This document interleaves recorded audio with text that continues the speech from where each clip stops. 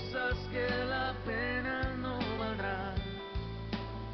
Afanes ya no más, sino que cada día aplique tu palabra en mi forma de pensar, mi diario caminar.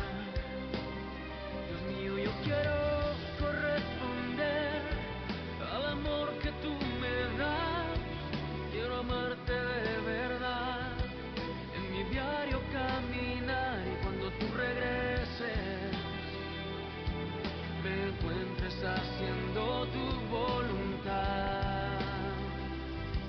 La entrega y la pasión en ti yo quiero en mí tener, y cada día esforzarme por tu amor corresponder. Soy de ti, Señor, soy tuya, Señor, para siempre. Mi vida Dios es mío, para yo quiero honrarte a ti, Señor. corresponder al amor que tú me das.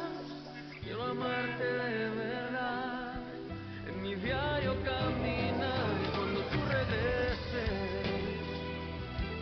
me encuentres haciendo tu voluntad.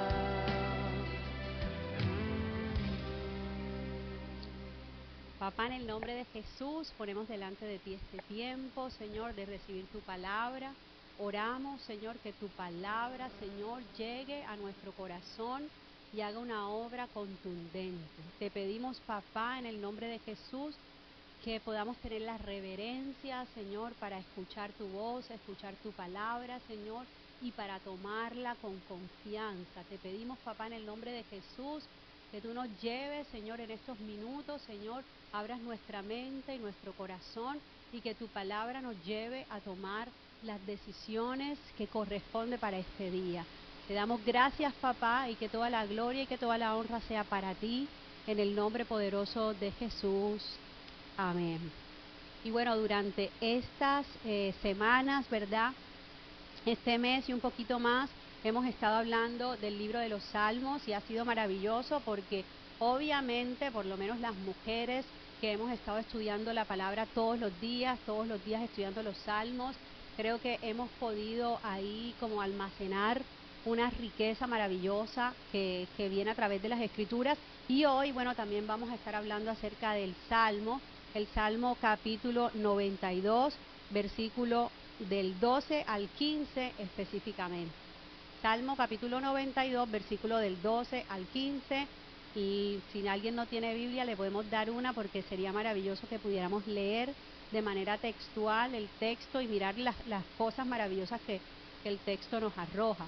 Y bueno, una pregunta que nosotros tenemos que respondernos es ¿para qué? ¿Qué es lo que nos enseñan a nosotros los salmos? Y dice la Escritura en 2 de Timoteo, en el capítulo 3, versículo 16, que toda la Escritura, ¿sí? Toda la Escritura es útil para enseñar, para redarguir, para corregir, para instruir en justicia, a fin de que el hombre de Dios y la mujer de Dios seamos enteramente preparados para toda buena obra. La Escritura la tenemos en nuestras manos y es útil para eso. ¿Para qué?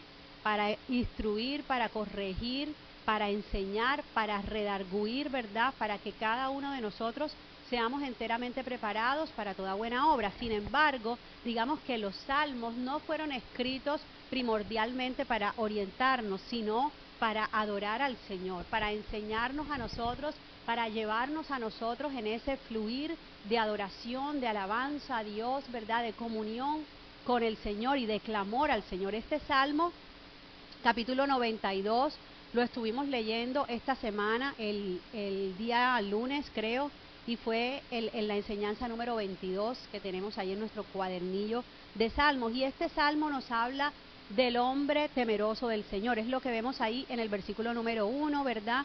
Y en el versículo número 12, el hombre que es temeroso del Señor. Y ese hombre es el hombre justo, ¿verdad? Y lo compara ahí en el versículo número 12, ¿verdad?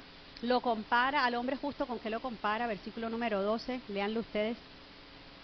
Lo compara con una palmera, ¿verdad? Y después dice en el número 3, ¿qué dice? En el 13, lo está comparando con... Lo tenemos ahí en la proyección. Lo está comparando con un cedro, ¿verdad? Con un árbol de cedro, ¿verdad? Y cuando nos habla de las palmeras, la palmera es algo que para nosotros es como muy común, ¿cierto que sí? Porque nosotros vivimos en la costa y cuando nos hablan de palmera como que inmediatamente conectamos el concepto, la palmera, los cocos, ¿qué más? La playa, el vestido de baño y el mar, ¿sí? Y eso nos sucede porque es algo que es común a nosotros, pero la palabra del Señor nos está llevando por otro camino. O sea, la palabra acá está conectando al hombre justo, la mujer justa, y dice que es como una palmera, ¿sí? Leemos ahí el texto nuevamente, dice, el justo florecerá como la palmera, crecerá como el cedro del Líbano, pero no se está refiriendo a ese tipo de palmeras, sino a las palmeras del desierto del Medio Oriente, unas palmeras que son muy diferentes a las palmeras que nosotros conocemos y que tienen un fruto también muy diferente. Estas palmeras duraban, no sé si duran todavía, pero más o menos como que unos 200 años dando frutos, ¿verdad? Y estos frutos se llaman los dátiles. Esos dátiles te los ofrecen cuando vas a un restaurante de comida árabe, ¿verdad? Hay los dátiles y en estos días yo estuve buscando en Pinterest, precisamente haciendo la prédica, y veía que hay muchos postres que se hacen a partir del dátil. O sea, los dátiles son súper dulces y hacen brownies y hacen como pasta, como si fuera pasta de Nutella de los dátiles. Definitivamente es diferente a la palmera que nosotros vemos aquí, el coco, el paragüita, o sea, es otra cosa totalmente diferente. Y el Señor está diciendo aquí que el hombre justo, ¿sí? Nos dice este pasaje que florece y que crece como las palmeras. Y algo bien interesante, ¿verdad? Cuando estudiamos el libro de los Salmos, es que los Salmos están escritos en una figura literaria que se llama el paralelismo, ¿sí? Si nos damos cuenta, estamos ahí, tenemos nuestras Biblias abiertas, hay una expresión y luego viene como otra expresión o otra frase y esas dos frases están conectadas. Puede ser un paralelismo que afirma lo que se dice en la primera frase o tal vez da una explicación más amplia, ¿sí? Hay diferentes tipos de paralelismos con los que están unidos estas dos frases. Es así como está escrito todo el libro de los Salmos, ¿verdad? Y bueno, este pasaje del hombre justo, si nosotros vemos ahí el paralelismo, empieza a hablar del hombre justo, ¿sí? Está hablando de eso, y vemos ahí dos verbos, crece y florece, y luego lo compara con palmera y con cedro, ¿verdad? Y bueno, luego en el transcurrir de los siguientes 3 versículos, nosotros encontramos que el Salmo nos provee a nosotros 3 respuestas a 3 preguntas, ¿sí? Y lo vamos a ver ahí. Y la primera respuesta que se ve claramente en la forma del paralelismo es la respuesta del dónde. Si es la respuesta del dónde, ¿qué nos estaríamos preguntando? Si está hablando del hombre justo que florece y del hombre justo que crece. Sería, ¿dónde pasa eso, verdad? ¿Dónde es que el hombre justo crece? ¿Dónde es que el hombre justo florece? Versículo 12 y 13 dice, el justo florecerá como la palmera, crecerá como el cedro del Líbano. ¿Qué dice ahí en las Biblias de ustedes?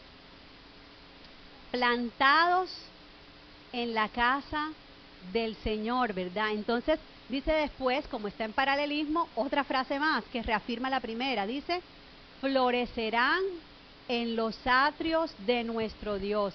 ¿Y qué significa eso de plantados en la casa del Señor?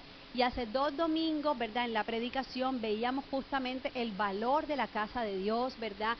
Y cómo en ese Salmo de los peregrinos se mostraba que ellos, que para ir al templo de Jerusalén hacían toda una peregrinación, tal vez 2 o 3 veces al año, 3 veces los que podían ir siempre a las fiestas principales, y ellos iban y recorrían, ¿verdad? Todo eso a pie. Recuerdan que mencionamos ahí que algunos que vivían lejos tenían que recorrer una distancia como de aquí a Quito, Ecuador, ¿verdad? Y cómo pasaban por momentos de oscuridad, por momentos difíciles, la inversión que tenían que hacer, el tener que trasladarse con sus niños, con sus ancianos, ¿verdad? Ahí la señora Maribel que viene de Venezuela, muchos vienen caminando, ¿verdad? Saben lo que es pasar y recorrer de un lugar a otro, ¿verdad? Por una razón, ¿verdad? Los que vienen de allá vienen como buscando una esperanza, ¿verdad? Tratando de encontrar en ese lugar donde ellos van un mejor futuro, Pero esta gente tenía ese recorrido y hacían todo ese esfuerzo y todo ese sacrificio porque estaban queriendo llegar a la casa del Señor. Y dice también otro salmo que mejor es un día en tu casa que 1000 fuera de ellos. Y hablábamos justamente de eso, ¿verdad? De esa emoción y de ese valor tan tremendo de poder llegar a la casa de Dios. Y aquí nos está hablando de plantados en la casa de Dios, y este concepto de la casa de Dios es un concepto que ha evolucionado mucho con el tiempo, ¿sí? Dios se mandó a construir un lugar para manifestar su presencia. Ahora, su presencia, la presencia de Dios está en todas partes, ¿verdad? Porque no hay nada que pueda contener a Dios. Dios está en todo lugar, pero Dios, ¿verdad?, mandó al pueblo de Israel a que construyeran una carpa, y esa carpa se llamaba ¿cómo? El tabernáculo, ¿verdad? Y en ese tabernáculo era el lugar donde Dios iba a manifestar su presencia. Y dice la escritura, ¿verdad? Nosotros lo podemos ver ahí en el Pentateuco, cómo ellos caminaban, ¿verdad?, hacia otro lugar, y se llevaban todas sus cosas y llevaban el tabernáculo. Y levantaban ahí el tabernáculo, la tienda de reunión. Eso era lo más importante. La vida del pueblo de Israel giraba en torno a ese lugar de reunión, a ese lugar donde la presencia de Dios se manifestaba. ¿Y qué pasaba? Que en ese lugar ellos se establecían, y ellos establecían sus casas alrededor de este lugar, y luego de un tiempo se volvían a mover, ¿verdad? Pero cuando ellos se movían, la casa de Dios se movía también con ellos, pero eso fue un tiempo, ¿verdad? Luego se construyeron ya el templo, ¿verdad? El templo en Jerusalén del que hablamos hace 2 semanas, a donde ellos peregrinaban para ir. Y luego, después del templo, ellos, cuando ya no pudieron estar más en el templo, comenzaron a establecerse en diferentes lugares las sinagogas, ¿verdad? Y luego la iglesia naciente, la iglesia primitiva, perseguida, se reunía en las casas, se reunía en lugares públicos. Es decir, que este concepto de la casa de Dios es un concepto que ha estado desde siempre. Dios lo enseñó a su pueblo, pero es un proceso es un concepto que se ha ido transformando. Y en el estudio del texto, yo preparando esta predicación, también me di cuenta de algo maravilloso, y es que la iglesia neotestamentaria también tenía lugares donde se reunían de manera temporal, por hora, tal vez lugares alquilados. El el capítulo 19 de Hechos de los Apóstoles, 19, versículos 8 y 9, dice que el apóstol se reunía ahí para enseñar las escrituras, ¿verdad? Para hacer esa tarea de enseñar a otros la escritura en la escuela de un tal Tirano, ¿sí? Y no era porque el hombre fuera Tirano, sino que Tirano era el apellido, ¿sí? Y la escuela de un tal Tirano se está refiriendo a un salón de clases, ¿sí? Un salón donde este hombre, que era un maestro o un filósofo de la época local, enseñaba a la gente, ¿sí? Y ese mismo lugar, esa escuela del tal Tirano, servía para que la iglesia del Señor se congregara, la iglesia del Señor fuera edificada en la palabra. Maravilloso, me encantó cuando leí esto, porque claro, es lo que sucede, digamos, en zona norte, que nosotros alquilamos un lugar por unas horas, después alquilamos un lugar por otras horas, y es ver que, bueno, la iglesia, si bien no siempre tuvo un templo para reunirse, siempre buscó un lugar. ¿Por qué? Porque necesitaba congregarse. Los lugares se fueron reinventando, pero el propósito siguió siendo el mismo, ¿sí? El propósito es un lugar donde buscar a Dios y donde tener comunión con la familia de la fe. Algunas personas en este tiempo quizás oran y se están preguntando, ¿dónde me congregaré? ¿Sí? Porque claro, hay diferentes lugares donde nos podemos congregar y tenemos libertad para escoger y decidir el lugar donde nosotros queremos estar. Pero lo verdaderamente importante aquí, ¿verdad? O la respuesta genérica a todas esas oraciones es una sola, ¿verdad? Nosotros tenemos que congregarnos, tenemos que plantarnos en la casa de Dios, porque lo verdaderamente importante no es el lugar o cuál es la congregación. Dios tiene un lugar para cada uno de nosotros, pero la palabra clave, pueden leerlo ustedes ahí en sus versículos, la palabra clave no es la casa de Dios. ¿Qué es lo que une a la casa de Dios con el hombre justo que habla las Escrituras? ¿Cuál es la palabra clave ahí? ¿Qué dicen ustedes? ¿Qué es lo que vincula la casa de Dios con el hombre justo? Un verbo que está ahí. Piensen, lean. ¿Qué es lo que hace el hombre justo en la casa de Dios? Dice, el hombre justo está plantado. ¿Sí ven? Está plantado en la casa de Dios. O sea, ¿cómo es que el hombre justo florece en la casa de Dios? Porque está plantado, porque no podemos tener un árbol que florezca y que dé fruto si el árbol no está plantado, ¿verdad? Entonces la palabra clave aquí es plantado. La iglesia no es un lugar donde nosotros asistimos o no es un lugar que nosotros visitamos, sino un lugar donde nosotros pertenecemos, ¿sí? Es un lugar donde nosotros estamos plantados, ¿verdad? Y cuando hablamos de plantados, sí o sí, esto nos da la sensación de un arraigo profundo, ¿verdad? Y cuanto más tiempo pasa, más profundamente nosotros ponemos raíces, echamos raíces y crecemos, y así es como crece el justo, el creyente como una palmera, crece firme, crece alto, crece fuerte, ¿verdad? A la vista de todos, ¿verdad? Porque es un árbol que está plantado. Ahora, cuando un árbol que se arranca, ¿verdad? Que está plantado en la tierra fértil, ¿verdad? Y ese árbol se arranca, se muere, ¿verdad? No sigue creciendo más. Y esa madera de ese árbol quizás puede servir para que nosotros nos mandemos a hacer unos muebles para la casa, claro que sí, puede servir, ¿verdad?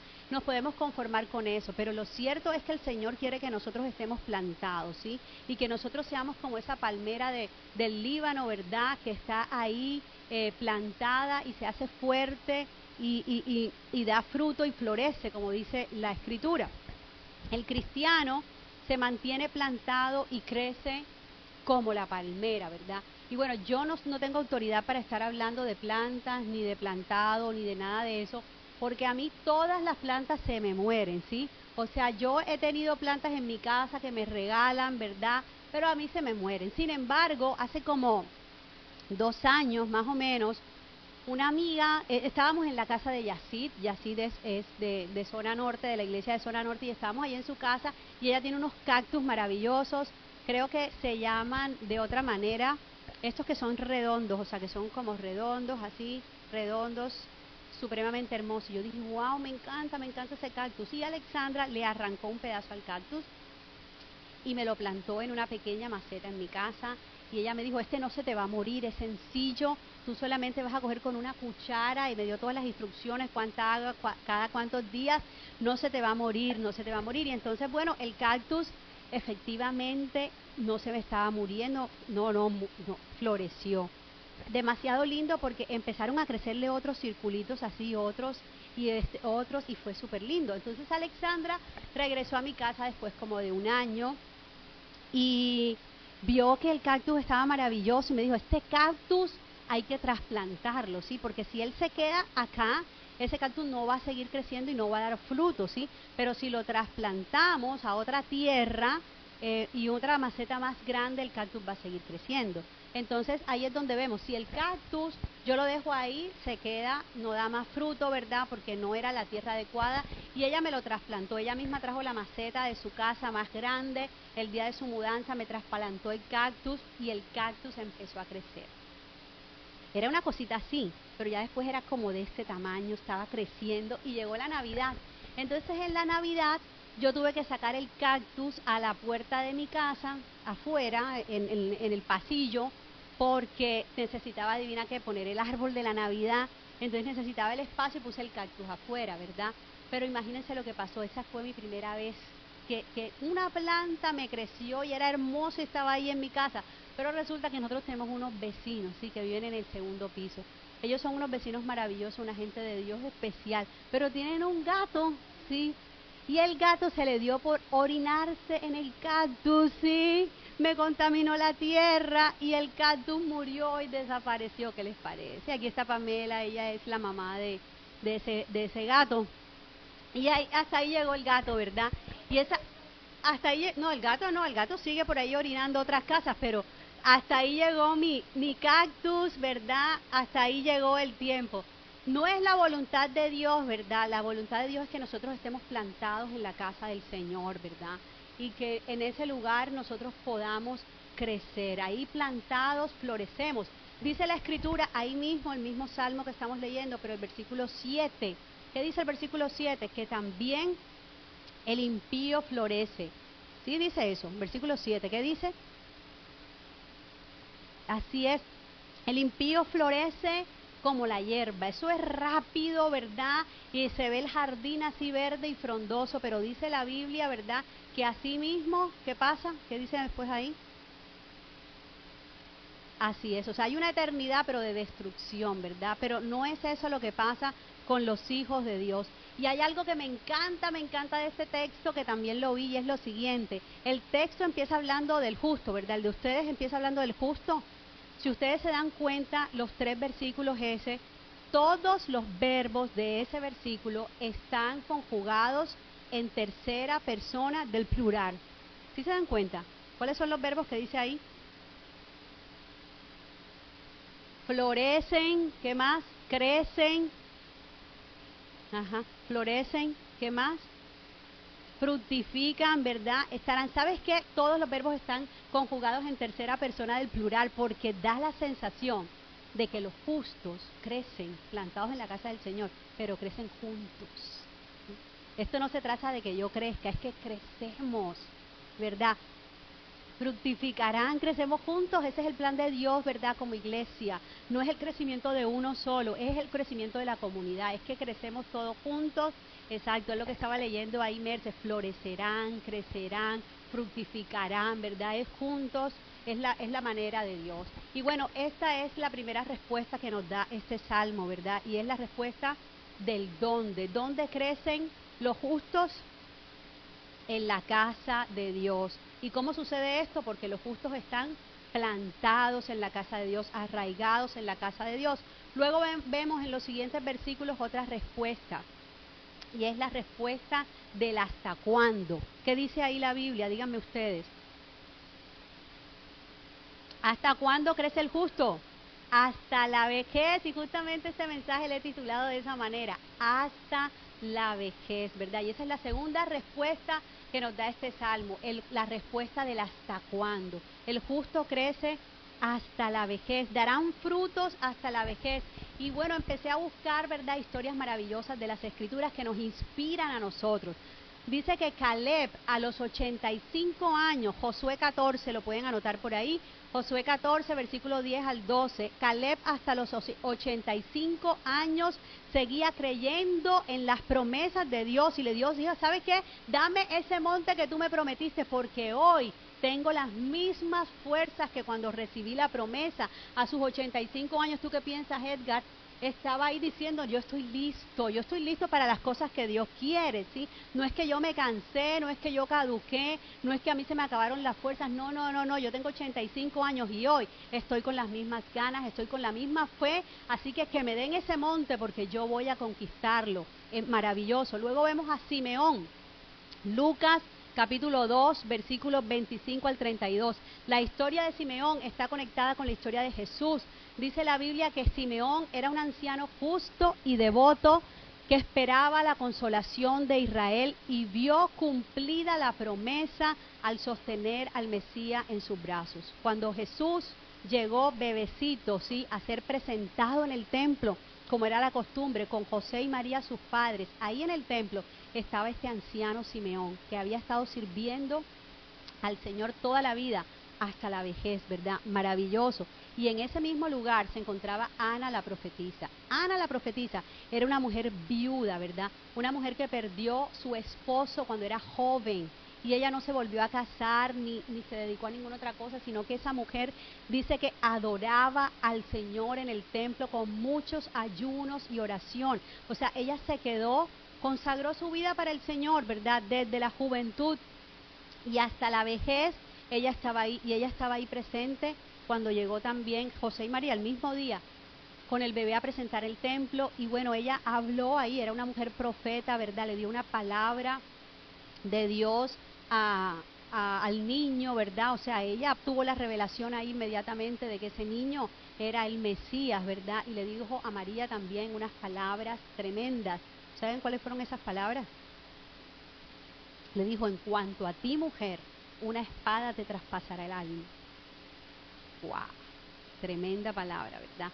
Y bueno, vemos también a Moisés a los 80 años, Éxodo 7, versículo 7, fue llamado para liberar a Israel de Egipto, ¿sí? Mostrando que nunca es tarde para comenzar la misión de Dios.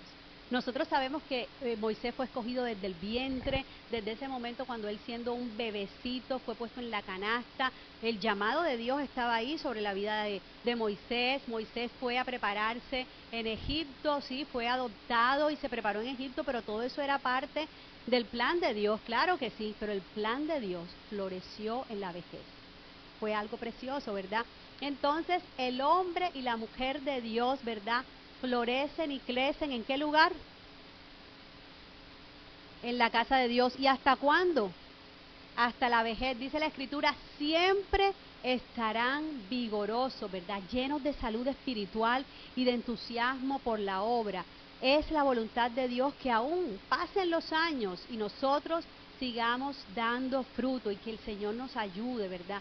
Que nosotros podamos llegar hasta la edad que el Señor tenga ya destinada para nosotros y que nosotros lleguemos siendo ancianos con una salud emocional, con una salud espiritual, que en el lugar donde nosotros estemos, nosotros podamos hacer brillar ese lugar, nosotros podamos hacer florecer ese lugar, porque estamos nosotros ahí, ¿verdad? Árboles plantados junto a las corrientes de río, ¿verdad? Que da el fruto a su tiempo y su hoja no cae. Que esa seamos, ¿verdad?, cada uno de nosotros en nuestra vejez. El Señor en el Nuevo Testamento, en el capítulo 2 de Tito capítulo 2, versículo 3 al 5, dice, a las ancianas, enséñales que sean reverentes en su conducta y no calumniadoras ni adictas al mucho vino.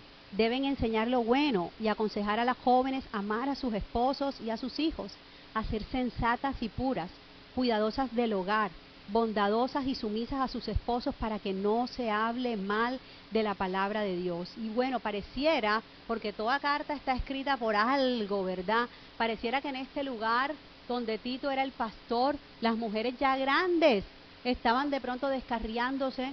Oye, les estaba gustando el traguito, les estaba gustando hablar más de la cuenta, ¿verdad? La murmuración, el chisme. Pero es algo maravilloso porque mira la muestra de amor, ¿verdad? Aquí el apóstol les está diciendo, ¿sabes qué? Las mujeres ancianas que están ahí, ¿sí?, que se dejen de estar haciendo esas cosas. Más bien, les encomendó una misión. ¿Sabes qué? La misión de ustedes es enseñar a las más jóvenes a que sean buenas esposas, a que sean buenas madres, ¿verdad? A que tengan un comportamiento que sea puro, sensato, ¿verdad? Cuidadoso, o sea, maravilloso, ¿verdad? O sea, les está entregando a estas mujeres en la edad avanzada una misión, ¿verdad? Y es algo especial, es saber que la misión de Dios no es solamente para los más jóvenes, sino que la misión de Dios se va transformando, ¿verdad? A los 20 años Dios nos estaba usando en unas cosas, pero a los 40 Dios nos está usando en otras cosas, ¿verdad? Y a los 70, yo no he llegado allá, yo espero llegar a los 70 y que Dios me esté usando en otras cosas maravillosas. Y hablando de los 70, esta semana, hace un par de días, estuvimos en el cumpleaños de Marixa. Sí, Marixa es una mujer amada del Señor y también amada de nosotros. Y era su cumpleaños número 71. Y ese día nosotros fuimos a su cumpleaños y estábamos ahí conversando y hablando y de pronto nos pusimos a sacar cuentas. O sea, no fue que nos pusimos, fue que yo me puse a sacar cuentas internas, pero entré ahí como en un shock, porque yo me di cuenta que cuando yo conocí a Marixa, o sea, el primer cumpleaños de Marixa que yo fui, Marixa era más joven que lo que yo soy ahora. Y yo me puse a pensar, pero yo en ese momento yo veía a Marixa como si fuera una señora grande. ¿Será que yo soy una señora grande ya? No me he enterado todavía. Y empezamos a sacar cuentas. Y cuando yo conocí a Marixa, yo quizás tenía por ahí como 21 años. Y Marixa tenía 43 años, ¿sí? Y qué maravilla, porque en ese momento, y era el día de su cumpleaños, y yo le pude decir, Marixa, tú eres una mujer bendecida del Señor. Tú recuerdas hace esos años, ¿verdad? y tú eras la persona que te encargabas de la comida de los campamentos. Y ella se emocionó ahí, empezó a contarnos de cómo ella alquilaba un camión, se iba al mercado de Basurto, traía ese camión cargado de comida, porque nos íbamos y éramos muchos jóvenes y nos íbamos a un campamento 5 días, o sea, eso era imagínate, un camión de comida. Y Marixa hoy, a sus 71 años, sigue teniendo las fuerzas como Caleb, ¿sí?, para cocinar para la obra de Dios, ¿sí? Marixa fue la persona que hizo las primeras comidas que nosotros llevamos a los migrantes venezolanos ahí en La Boquilla, ¿sí? Ella nos hacía una olla de comida y nosotros con esa olla íbamos y repartíamos allá. Y así ha sido su corazón, o sea, siempre dispuesto para servir a Dios. ¿Y qué manera ella sirve a Dios? Cocinando, ¿sí? Y así el evangelio ha ido creciendo. Yo le decía a Marixa, eres una mujer bendecida, porque hoy tienes 71 años, tus hijos han crecido, tienes nietos, tu hijo mayor es un pastor, qué lindo, toda su familia y sus generaciones caminando en el Señor. Ese es el hombre y la mujer de Dios, ¿verdad? Plantado en la casa de Dios, dando fruto hasta la vejez. Y bueno, hasta aquí, ¿verdad? Nosotros hemos visto 2 preguntas que nos responden este salmo, estos textos, ¿verdad? Y son las preguntas del dónde y la pregunta del hasta cuándo. Y la pregunta tal vez más importante es la que viene ahora, y es la pregunta del para qué, la pregunta del propósito, ¿sí? De la razón de ser de todo esto, ¿sí? ¿Y qué dice? Ustedes lean ahí, ¿qué dice? ¿Cuál es el para qué? ¿Cuál es el propósito? Así es, para proclamar, para anunciar rectitud y justicia. Y dice algo bonito, dice, para proclamar, el Señor es justo. Número 2, Él es mi roca. Número 3, en Él no hay injusticia. El Salmo 92 nos lleva a un punto culminante, la razón de permanecer en la casa de Dios. ¿Cuál es la razón de permanecer en la casa de Dios? Seguir dando fruto en la vejez, pero es para proclamar quién es nuestro Dios. Y lo primero que dice es, el Señor es justo, ¿verdad? En un mundo marcado por la corrupción y por la injusticia, nuestra vida debe señalar al único que gobierna con rectitud perfecta, y ese es nuestro Señor. La única manera que nosotros vivamos en un país, ¿verdad?, donde haya justicia, es que el hombre o la mujer que estén en ese lugar de autoridad sean temerosos de Dios. Eso no va en ideología política, eso va en un corazón que está rendido al Señor. Y en este mundo, ¿verdad?, nosotros con nuestra vida tenemos que mostrar que Dios es justo, ¿sí? Él es el dueño de todo y Él es el único que gobierna de esa manera. Lo segundo que dice, Él es mi roca. Y en estas semanas nosotros estudiando los salmos, ¿verdad?, vemos cómo una y otra vez el salmista dice, ¿verdad?, Él es mi peñasco, ¿verdad?, Él es mi roca firme. Y nosotros tenemos que mostrar también al mundo, porque está diciendo que el propósito es proclamar. ¿Qué es lo que vamos a proclamar? Vamos a proclamar que el Señor es mi roca. Y cuando habla de roca, obviamente está hablando de firmeza, está hablando de fortaleza. La Biblia dice, la casa construida sobre la roca, aunque vengan los vientos y soplen aunque caigan las lluvias y soplen los vientos y crezcan los ríos, la casa no se derrumbará, porque la casa está construida sobre la roca, y la roca es Cristo. Y nosotros tenemos que proclamar con nuestra vida que vale la pena seguir a Jesús, que vale la pena cimentar nuestra casa y nuestra familia sobre la roca que es Cristo, porque el fruto se ve. Y lo que el Señor quiere es que nosotros podamos estar plantados en la casa del Señor para siempre, ¿sí? Para que ese fruto sea evidente y la gente pueda ver, ¿verdad?, que el camino, el único camino verdadero es Jesús, ¿sí? Él es el camino, la verdad y la vida. Otras personas tal vez encuentran su seguridad en las riquezas, tal vez están buscando su seguridad en el poder, ¿verdad? Pero nosotros estamos buscando nuestra seguridad en Cristo, el que no falla, ¿verdad? Y lo tercero que dice es que en Él no hay injusticia, ¿verdad?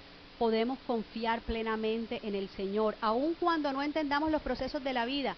Dios nunca se equivoca, nunca es parcial, nunca abandona a los suyos, ¿verdad? El creyente que permanece plantado en la casa del Señor se convierte en un testigo viviente de estas verdades. ¿Y cómo es eso de que Dios no es injusto? En Él no hay injusticia. Puede ser que nosotros estamos transitando por una etapa de la vida en la que vemos que las cosas no salen bien, ¿sí? Y en la que vemos que dice, bueno, pero yo estoy plantado en la casa del Señor, pero en mi casa falta esto, ¿verdad? Pero en mi casa no vemos que la paz verdaderamente se vive en nuestra casa, vemos que de pronto hay necesidades, vemos que las cosas no están saliendo bien, pero ¿sabes qué? Vas a estar plantado hasta la vejez. Y hasta la vejez, entonces vas a ver el panorama completo y vas a decir, efectivamente, el Señor siempre ha sido fiel y en Él no hay injusticia. A veces nosotros podemos estar sintiendo cosas en nuestro corazón, como el salmista se sintió desesperado muchas veces, se sintió angustiado muchas veces, pero luego aterrizó y dijo, no, pero el Señor es mi peñasco seguro. En Él está segura mi alma, en Él está callada mi alma. Y nosotros también podemos tener esa seguridad, ¿verdad? Cuando la historia se cierra con broche de oro, ¿sí? Porque el Señor tiene recompensa para los suyos. Y nosotros podemos proclamar con nuestra vida, ¿verdad? Que en Él no hay injusticia, ¿verdad? El Señor es fiel, Él es nuestra roca y en Él no hay injusticia. Estamos plantados en la casa del Señor, pero no estamos perdiendo el tiempo, ¿sí? Estamos plantados porque Él está haciendo una obra en nosotros, una obra que va a dar fruto a su tiempo, ¿verdad? Hasta la vejez vamos a florecer en el Señor para que muchas otras personas puedan reconocer que el Señor es fiel.